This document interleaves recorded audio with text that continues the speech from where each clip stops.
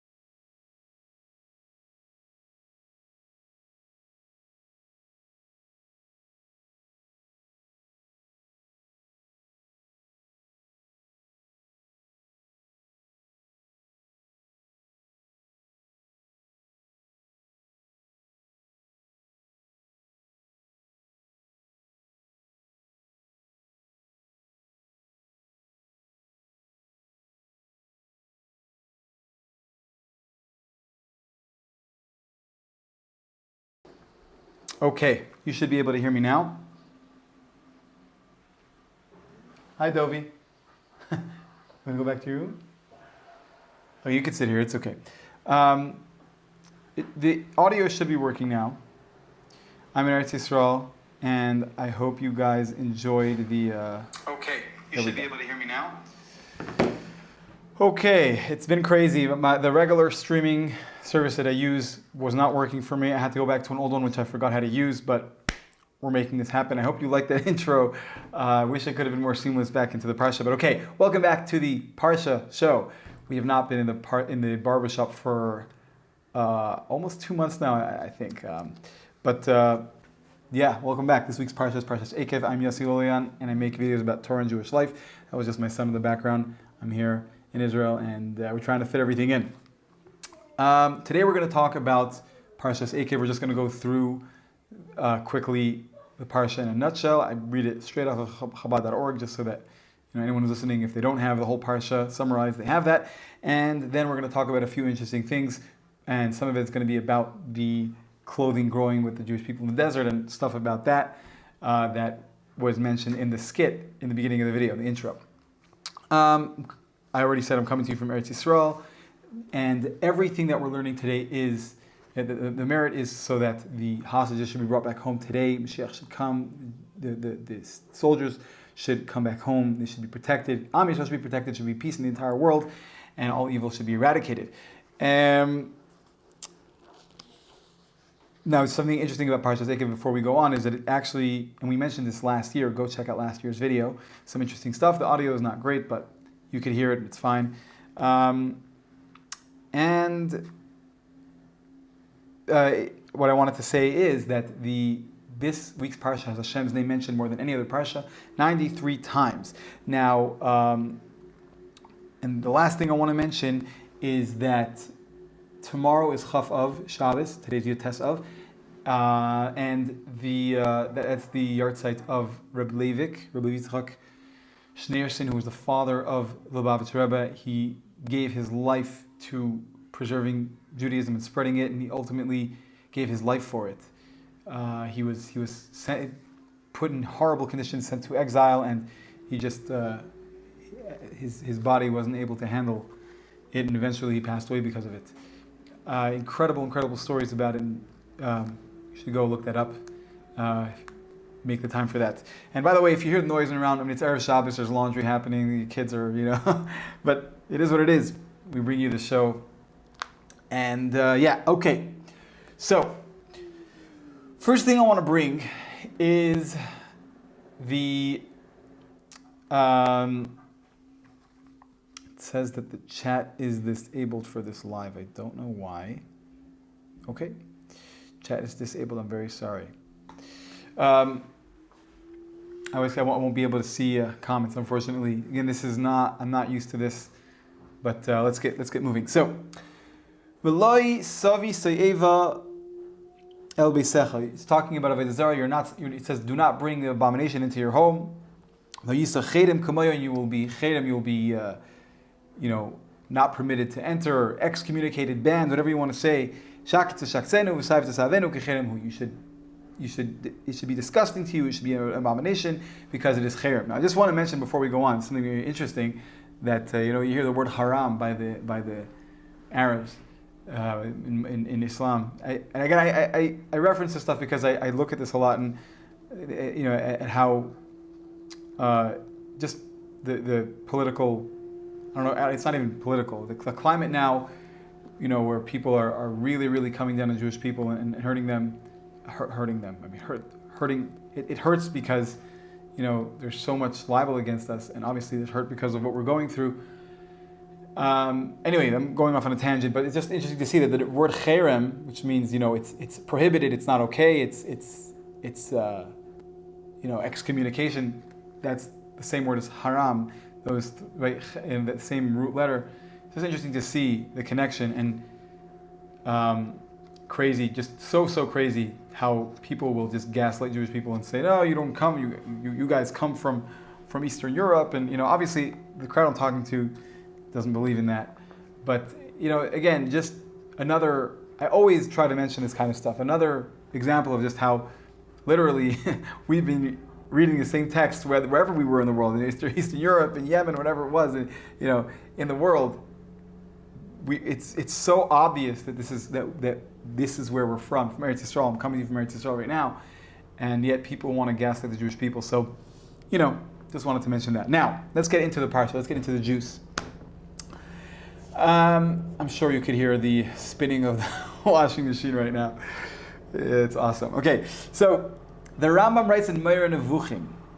He writes that, one of the reasons why you're not allowed to have any.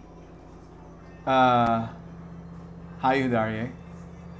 Why are they going away? Even Turkey. I don't know, guys. We're taking a break. Okay, Stop. can you go ask mommy? Stop. Yeah, it stopped. Do you want me to help you with it? Yeah. Come. Don't ask. Okay, let's see. Well, why did you go out of... Okay. I don't know how to work this. Sorry, guys. My wife is not available at the moment. Here you go. Go back to the Why are room. they going away? I don't know. Zizkeit, okay? I'll talk to you about... Because they're going back to their mommy and tati. Going back to mommy and tati? Okay. All right. Hidari, go back to the room, okay? Okay, we're going to continue the Parsha show. So, the Rambam writes in Meir Nevuchim that one of the reasons why you're not allowed to have any benefit from avodah zarah, right? We're not allowed to serve idol worship. We're not allowed to serve idols. But why can't we have any benefit? Break it, use it, sell it. I don't know, use it, break it up, and use them as door stoppers. Who cares? So he says very interestingly, and we know obviously that the reason we don't do things is simply because God told us. But there's always a part of it which is totally above reason and understanding. There's always a part of it which is more, which is understandable and makes a lot of sense. Every single mitzvah. And so here, the reason. One second, guys. Hidari, can you go to the room, please? Please go to the room because it's making noise. Okay, Zizkeit? Thank you so much. Being such a mitzvah boy. I appreciate it. So he says that the reason for that is because a person, even let's say he wants to take it home and break it, right? Then he'll take it home and sometimes he won't break it. And then it'll be in his house and then he'll, let's say, happen to have good fortune because of something, because God gave him good fortune. And he'll say, oh, look, when I brought this idol into my home, I got good fortune. And he's gonna give the credit of his good fortune to the idol. And that will maybe make him stray after idols, so therefore you can't do it. And he says maybe the person will break it. right? And he'll break it, but he'll make it into a vessel, or he'll, let's say it's gold. He'll melt it down, and then he'll sell it, and then with the vessel he sells, or with the money that he buys with something else and makes money with, and then he becomes, with whatever transaction he makes with it, if he becomes successful, again he'll say, "Oh, this is why I'm successful." And the Rambam says because people will often take an external reason, external thing that happens to them, and say, "This is the reason why I'm successful." And he says, for example, a person will say, "Oh, since he moved into that home, to that place, he's been successful," or "Since he bought that thing, he's been successful." And so Avodah Zarah was so strong. Idol worship was such a strong component in life back then, and people believed that life and death was so dependent on the stars and the constellations, that the Torah says, no, you cannot do. You have to stay away from it and have no connection to it whatsoever. And so much so that even if, let's say, there's a money that is mixed with some money that's kosher money, right, and money that's mixed with money that is from idol worship, even that has to all be thrown away. You can't have any. There can't be any tiny contact with idol worship. So much you have to shy away from it. Now, that's just something very interesting that I had never learned before, and I'm sure many of you will find to be new. Okay, now, here's the biggest part of what we're going to talk about. We're going to mention, the idea of the clothing of the Jewish people and the miracles that happened with him in the desert. So, it says in the pasuk, "Simlascha lebolsa me'alecha." You know what I realized? We didn't actually summarize the parsha in the end. So let's go there. Let's do that. We'll summarize the parsha quickly, and then we'll come back to this. So the name of the parsha is Eikev, which means because, right? Because Hashem promises that when the Jewish, because of the commandments, if the Jewish people keep the commandments, they're going to be able to live and conquer the land and settle there. That was promised to them. Moshe mentions and rebukes the Jewish people for the sins that were done in the desert, and he also speaks of Hashem's forgiveness, and it mentions how the second set of luches, the second tablets, which Hashem gave after they repented, after they did teshuvah, they returned to Hashem. And Moshe mentions that they had the man brought down for them, the special food. And that was in order to teach them that it's not really the food, the bread that gives life, but Hashem. And they saw this because they had this food, which, according to some opinions, was not even properly digested. It was like inhaled, which was it was more of a heavenly food than it was an earthly food. And nevertheless, they were able to live. Moshe describes the land as flowing with milk and honey. Honey, obviously, meaning date honey, and we'll speak a little bit about that. Talks about the 7 kinds of foods that are special in the land of Israel. And he commands that they should destroy the idols and be careful so that they don't start to think that it's because of their own, that it's because of a person's own hard work or smarts or whatever it is, talents that he has, and rather it's coming from God. And it mentions the second paragraph in Shema, V'hayim Shemaya, is also mentioned in this week's Parsha. And it is also the source for prayer, for the mitzvah of prayer.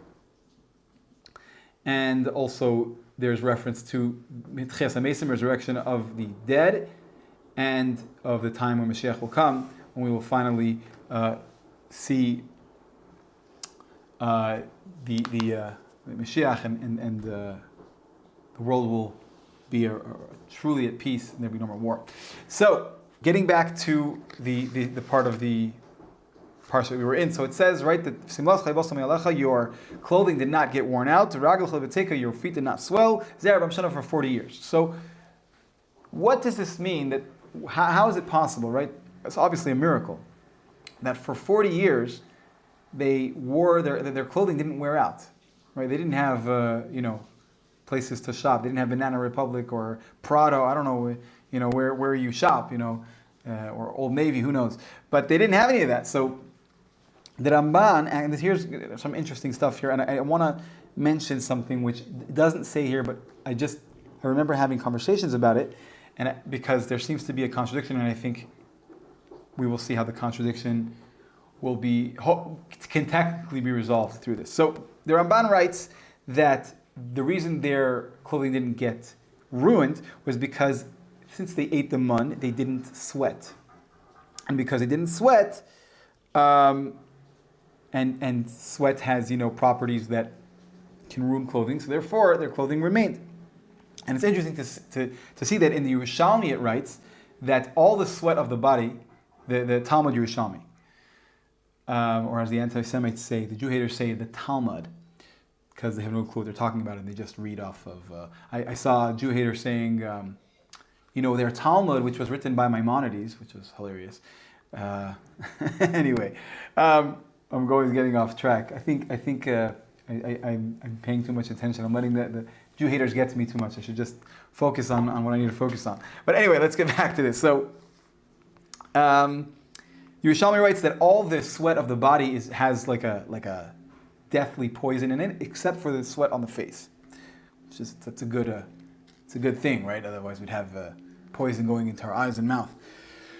So it's possible, but basically this kind of makes sense, right? Because it has such toxic properties in it. Obviously, through sweating, over time, clothing will wear out.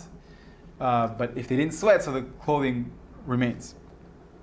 Now, here's something very interesting that addresses this idea of the clothing of the Jewish people and how they stayed with the same clothing, children until they became adults. So in Medrash Shir HaShirim, it describes it documents a conversation between Rabbi Shimon, the son of Rabbi Elazar, the son of Rabbi Shimon, the son of Rabbi Shimon Bar Yochai, and Rabbi Shimon Bar Rabbi Yossi. I think, and Rabbi Shimon Bar Yossi, I think, was his brother-in-law. I'm not sure, but it seems that that Rabbi Shimon Bar Yossi's father was Rabbi Elazar's father-in-law. Anyway, this is the conversation. He says, what did the Jewish people wear all those years in the desert? And so Rabbi Shimon, Rabbi Yossi answers Rabbi Elazar that the angels, the angels gave them special clothing. So Rabbi Elazar asks, but didn't they get worn out? So he answers from our pasuk, right? From our parsha. It says, what do you mean? It says that their clothing did not get worn out. So then he asks, but didn't the young children become older? And he said, go learn from the Chilazain, from the, this noise is distracting me, sorry. It says, go learn from the snail, it's a certain snail, that as it grows, it's, oh my gosh, sorry guys. As it grows, I'm saying that about the noise. So much distraction. I'm so sorry. So learn from the snail that as it grows, its shell grows with it. The same thing, that there was a miraculous thing that this special clothing grew with the Jewish with the children as they grew older and became adults. So then Rabbi Elazar asks, but did they not need to be washed? So Rabbi Elazar answers, the special clouds that accompanied them also washed them and would press them and made them fresh and made sure that they didn't need to be washed. So then he asks, but didn't they get burnt from the pillar of fire? And he answers no. Rabbi Elazar answers no. The fire didn't the heat didn't eventually wear them out. So then Rabbi Elazar asks again, but didn't they have lice and fleas because of the filth and the rot, decay? Imagine there's so much buildup of dirt and decay that it would get the clothing would decay. So he says, Akal v'chaymer, if when they died, and I don't remember where it is. It says that when they died they didn't have any rot. But if when they died there was no rot, how much more so when they were alive there was no decay or rot or filth or buildup of garbage. So it's interesting to see that it kind of differentiates between sweat and like the buildup of dirt on the body. I mean, technically it's not the same, but it's just interesting to see that here it like asks very specific questions one after the other. So then Rabbi Elazar asks again, and he says, did they not have a bad smell because of their sweat? So here, and this is what I wanted to point out, here he doesn't say that they didn't sweat like the Ramban. He says that there was special grass that would grow around the Be'er of Miriam's well, and that grass had a very good smell, and they would rub it on themselves, and the smell would, I guess this is hyperbole, it says the smell would go and it spread from one end of the world to the other. It had a very, very strong and beautiful smell. So here you see that it mentions, guys, 1 second, I need to make sure that my computer doesn't die. Oh, wow. The troubleshooting today has been so crazy, and I want to apologize. So, back to it. So here we see that you have on one hand, the Ramban says they didn't sweat, but here it says that they sweat. And so what I'm thinking is, and I believe that I've had like conversations at Shabbos tables and remember people speaking about, hey Sroli, where's your kippah? So I remember learning or speaking about how the fact that they had mun, but some people, there was times that they ate food. They technically had animals. They could have shechted. They could have slaughtered in order to eat. So it's possible that those who only ate mun, or if someone only ate mun, they wouldn't sweat. But if they ate any other type of food, which was around in the midbar, then what is possible is that then they would sweat. And then there was, something that would counterbalance that. Anyway, it was very, very interesting to see. It was an interesting thing to think about, and who knows, maybe that is the answer and what can kind of reconcile the two. Now, the Baal HaTurim says something interesting. It says that they only took 2 garments when they left Mitzrayim. The Jewish people only took 2 garments, one to wear and one just to have the dough that they left with. They said that they left with dough, so they needed something to tie the dough with. So one garment, cloth, they took for the dough, and one for their body. And nevertheless, it didn't get worn out, which is a miracle. And here's something very interesting. The Mar HaFela, he was, people don't know much about him, but he was one of the Chachamim in Yemen, a little bit, almost 700 years ago, and he writes something very, very beautiful. He says that in the name of Midrashim, that in the Midbar, the Jewish people had clothing. Their clothing, they were able to, with I guess with their thoughts, whatever clothing they wanted it to turn into, they could turn it into. So imagine if, let's say, they wanted it to. Thank you, Sterling. If they wanted to, have more elegant clothing, or they wanted this color or that color, or they wanted more, minimalistic. I'm just thinking, like whatever it was, they could have had it, and that is an incredible miracle to have been able to happen. And something which is very interesting is that this also perhaps can be reconciled. Dovi.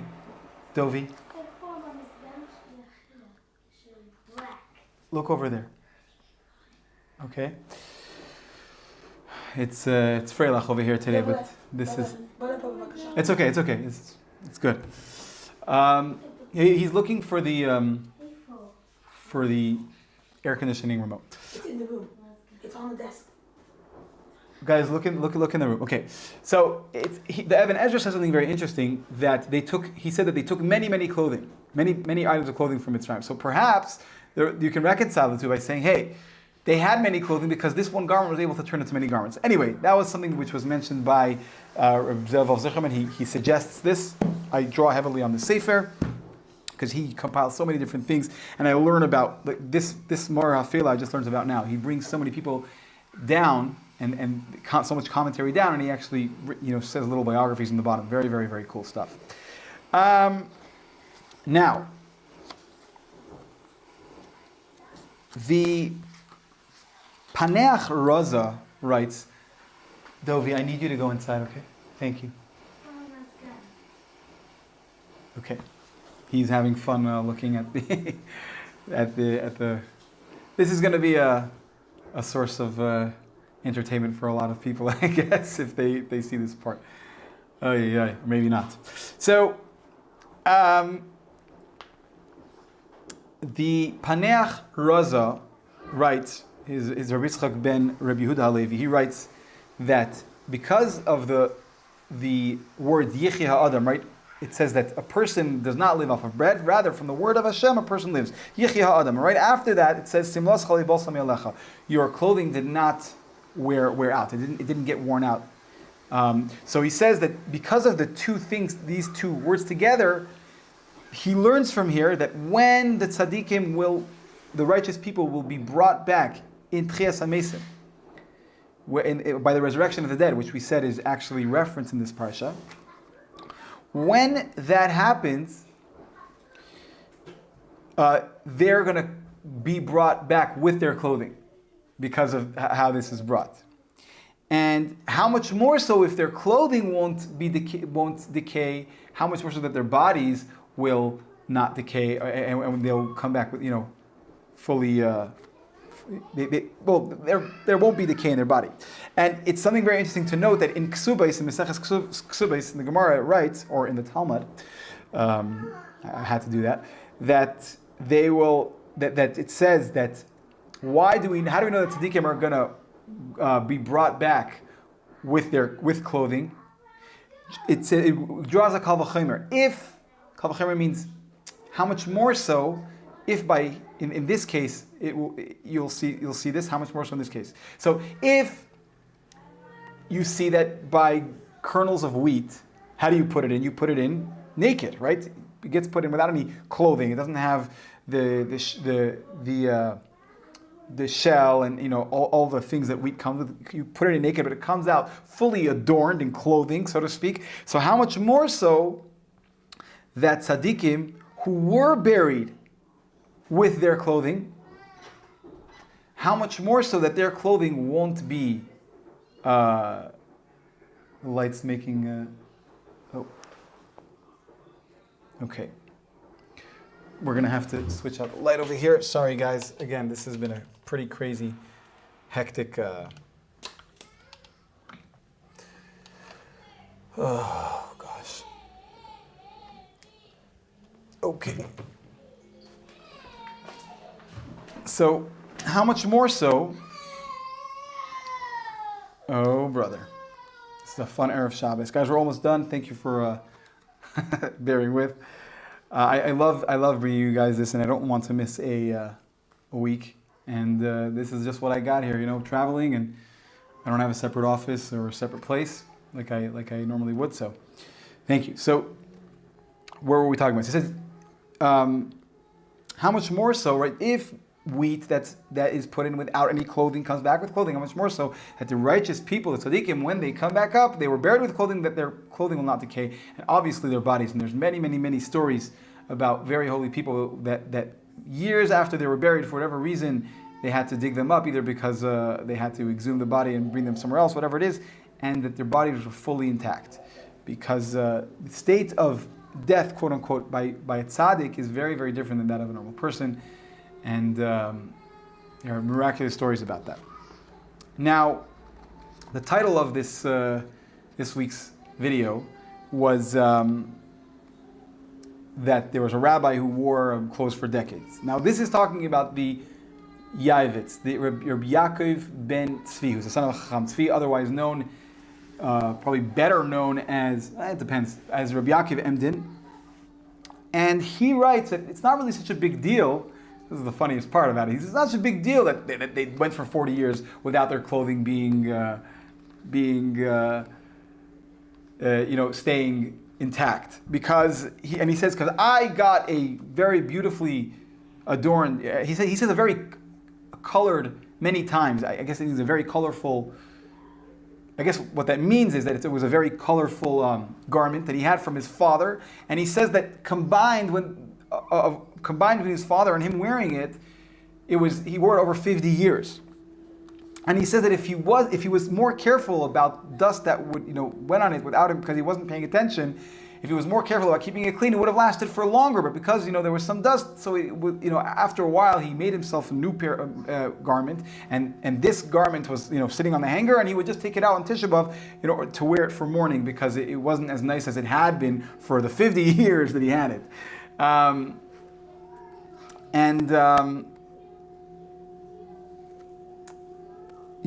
he says that the reason why it was a miracle in the desert was because it remained perfect. There was no wear and tear at all. It was perfectly intact as the first day they had it. That is a miracle, right? There was no wear and tear whatsoever, not even like a little bit of fading, whatever it is, and the fact that it grew with them. So that's what he said. He says, in general, this is possible. Obviously, we understand that this person was a holy person. Therefore, again, his body was a cleaner body, and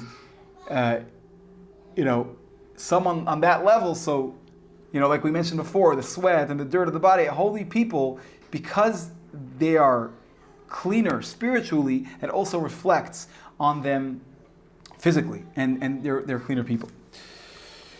Now, the last thing I want to mention here, and then we are going to say goodbye for the week, is this. It says in the pasuk, when it mentions the seven special fruits, including the grains of Eretz Yisrael, where it says chita, sa'ira, gefen, rimen, te'ena, right? Wheat, barley, grapes, pomegranates, and figs, and then it says separately, Eretz Zeis Shemen Udvash. It says the word land of separately for the last two, which is olive oil and honey, which is date honey. So for the olives and the dates, it says a separate Eretz. What's the reason why? So, and I don't remember who brought this down because I didn't write it down, but it says, and the reason for this is because they didn't have that in Mitzrayim. The Jewish people didn't have that in Mitzrayim. And as we see, when the Jewish people complained, number one, we see this because when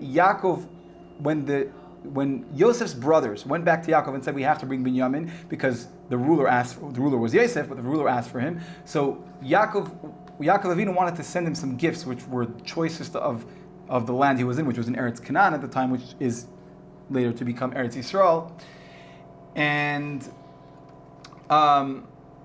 And he sent Dvash. He sent him honey. And there are opinions that say that it wasn't bees honey, it was date honey.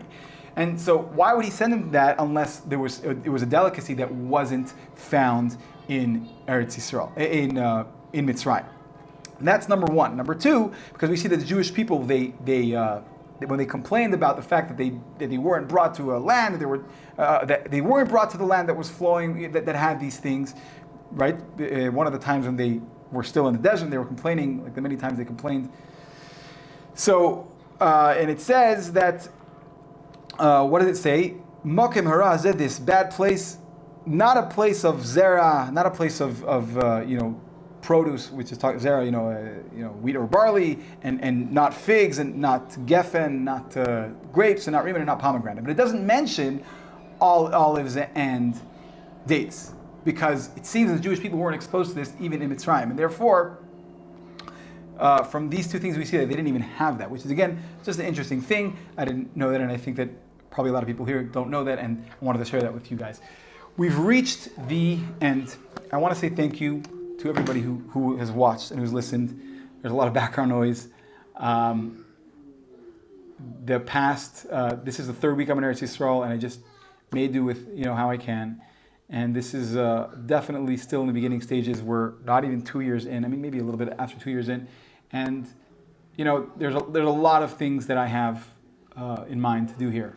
I really want to change the world in a way that I can. It doesn't have to be on a big scale, but I want to share things here, and I want to continue the Parsha stuff and the story stuff, and I want to go further. And there's a lot of things that need to happen. There's so much time, and I just want to say thank you. I want to say thank you to everybody who's here, everyone who already subscribed, and to if you're watching this and you find value here, please subscribe. Please share it, like, comment your thoughts. And, there's also a link for Patreon. Please, if you find this valuable, consider supporting the channel. It really will make it possible to fund this, create a team. I won't have to worry so much about editing. I'll be able to do more filming. I have, at this point, 2.5 summers. I'm still here, and I haven't done so much filming this year, worth of Israel, footage from Israel. And it's just so much time and so much effort. October 7th happened. I didn't feel like it was right to post. And now I have a whole different way of thinking about how I should post it and how I should bring it. But the reason I'm saying is just, I want to bring you quality stuff. I want to connect with you guys. I want to be a place where you guys come and say, I want to see another video.